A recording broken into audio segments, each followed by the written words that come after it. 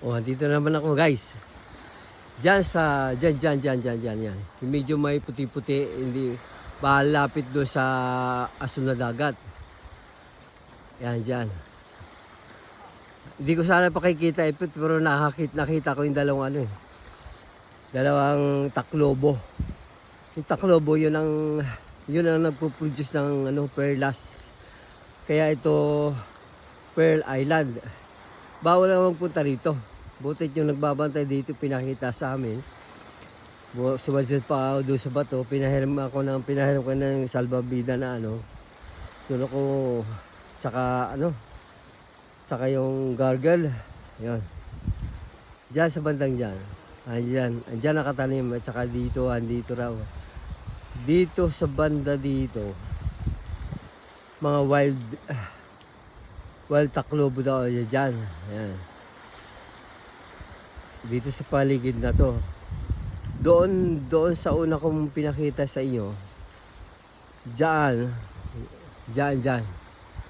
Andyan yung taklobong malaki. Pero doon sa may banda doon na medyo malalim, lampas tao, doon yung maraming malaking taklobo.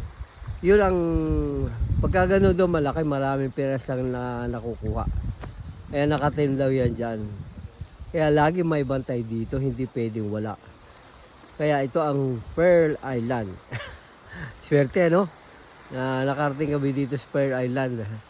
Pero baka mamaya pupunta kami sa ibang beach yung surfing ng Giwan. Mamaya pupunta kami dyan. Doon lang sa may mainland ng Giwan, yung baybayin dagat doon. Ayan. Kasi ando yung isang sasakyan namin, yung pambot. Medyo muho pa na ang hangin. Ayan. Swerte, nakita ko yung malaking taklobo. Hindi gaano kalakihan. Maganda.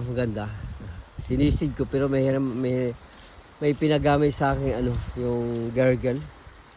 Yun. Kaya ako nakita yung taklobo na yun. Magandang experience to. See you guys. Subscribe and share.